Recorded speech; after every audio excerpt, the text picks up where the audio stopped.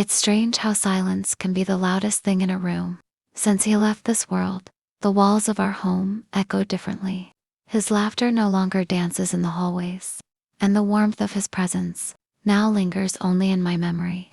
Before going deeper into the story, like the video and subscribe, as helps me a lot. I sit on the edge of our bed each night, the sheets still remembering his shape, and I pretend he's just out for a while. But deep down, I know grief isn't something you escape. It melts into your bones until even your heartbeat feels heavier. I didn't expect to feel anything again. Not joy, not excitement, not that kind of softness that makes your breath catch. And yet, somehow in the quiet moments, a different presence began to stir something within me. A presence I'd known for years, but never like this. His eyes had changed, or maybe mine had. It started with glances. Not those careless ones passed in greeting, but something quieter, deeper, the kind you feel on your skin before you see it. I had caught him watching me once. No, not watching, noticing, like he was seeing more than what was in front of him. He had grown, not just taller or older, but into himself, into someone who didn't just belong to the background of my memories, but was now becoming part of my present. One morning I walked into the kitchen and he was already there making coffee, sunlight slipping across his face like it belonged there. His hair was a bit messy, shirt sleeves rolled up carelessly, and when he smiled, there was something in it that stopped me that's all it was. Paused too long, looked too warm, and yet nothing was said. Nothing needed to be. He handed me the mug. Our fingers brushed barely, and my pulse skipped, just a flicker. But in a heart that had felt numb for months, that flicker felt like thunder. I avoided his eyes, but I knew he'd felt it too. The days passed with unspoken moments piling up like books on a shelf. He would linger in doorways, offer to help with things I didn't need help with. He'd ask about my day, and I'd find myself telling him more than I meant to. There was a kindness in his voice, but something else. Something that trembled beneath the surface. It wasn't inappropriate. It wasn't wrong. And yet, it felt like standing too close to a flame. Comforting and dangerous at once. One evening we sat outside on the porch. The wind was soft, brushing through the trees, carrying scents of jasmine and something that felt like memory. We didn't talk much, just sat side by side. But his hand was close. Close enough that if I shifted just slightly, it might graze mine. And I did shift just slightly. Our fingers didn't touch, but the space between them became charged. I could feel the pull of it. The what if, and he turned to me slow and careful, as if afraid the moment might vanish if he moved too quickly. "You've been quiet lately," he said. He nodded.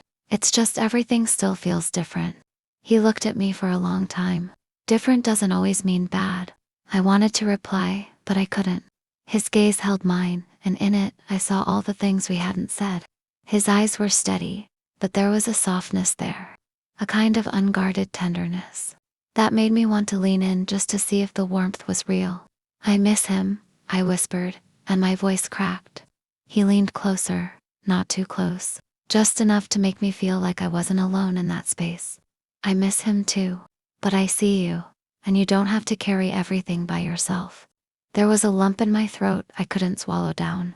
And for a moment, I wanted to rest my head on his shoulder. I didn't, but the thought lingered. The next few weeks passed, like a delicate song playing in the background of a quiet life. He started bringing me little things. Flowers from the garden, my favorite snacks from the store, fixing things around the house without being asked. And I started to notice the way my heart reacted when he entered a room. It wasn't guilt. It wasn't shame. It was something gentler, like hope, wrapped in hesitation. One afternoon, it rained heavy and fast. We were both caught in the backyard trying to bring in the laundry before it got soaked. We laughed as we ran, arms full of wet clothes, hair clinging to our faces. By the time we got inside, we were drenched and breathless. I looked at him and he looked at me. Something passed between us, something wordless and powerful. My clothes clung to my skin, and his eyes lingered for a second longer than they should have. But it wasn't desire in them. It was longing, the kind that comes from holding back. I turned away, pretending to busy myself with the laundry. He stepped closer, not touching, but near enough that I could feel his warmth behind me. I didn't move. "You look beautiful," he said. Voice low and barely audible above the rain, froze. My heart thundered. I wanted to ask why he said that. I wanted to ask what he meant, but I knew deep down, I knew. Turned slowly. His face was calm, but his eyes were stormy. I could see the conflict there. The struggle between what was right and what was real. "I'm sorry," he whispered. "I didn't mean to." "Yes, you did," I said before I could stop myself. He stepped back, giving me space, giving me time. "I just want you to know you're not invisible. Not to me." That night I couldn't sleep. His words played over and over in my head. I wasn't invisible. Not to him. And somehow that meant more than I could admit. The next day, I found him sitting by the window sketching. I didn't know he drew. I asked if I could see, and he hesitated before turning the book around. It was me, not in an obvious way. It wasn't about likeness. It was about feeling, the curve of a shoulder, the way the light fell on the side of a face. He had drawn me the way I felt when I used to be loved. As if someone had memorized my softness and wanted to keep it safe. I didn't say anything, couldn't. But I sat beside him closer this time. Close enough that our arms touched, and I didn't move away. Days bled into nights, each one bringing us closer to a line neither of us wanted to cross. But neither of us could ignore. He became my quiet, my comfort, and maybe I became his reason to stay. One evening, I couldn't take the weight of silence anymore. "Do you think it's wrong?" I asked, my voice barely above a whisper. He looked up startled. Whatever it is, we're not saying," he sighed, resting his elbows on his knees. "It's not wrong to care. It's not wrong to feel something. But I don't want to hurt you or confuse you. You've lost so much." I nodded, my throat tight. "But I'm still here and I feel alive again because of you." He turned to me slowly. "Then let's just be here together. No promises, no expectations, just here." And in that moment, the world felt quiet again. But this time, not in mourning. This time in peace. There was something sacred in the way the days passed after that conversation. He didn't rush anything, and neither did I. But everything felt more intentional. Every glance, every word, every shared silence held weight. We didn't call it love, but in all the quiet ways that mattered. It was growing between us like ivy, climbing through the cracks of our hearts. Some evenings we cooked together. He would stand beside me, offering help he knew I didn't need, reaching for spices that were already within my grasp, lingering near my shoulder longer than necessary, and I would pretend not to notice. Though my heart beat faster with every passing moment, the kitchen became our sanctuary, filled with the clatter of utensils and the hum of something we didn't dare name. One night, as we prepared dinner, I dropped a spoon.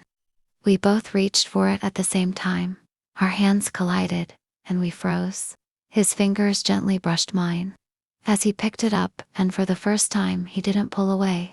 His touch lingered soft, like a question waiting to be answered. "I think about you," he said suddenly, as if the words had been bottled up for too long. I looked at him, startled. "Not in a way that disrespects what we've lost," he continued, "but in a way that honors what could still be found." My breath caught. There was nothing improper in his voice.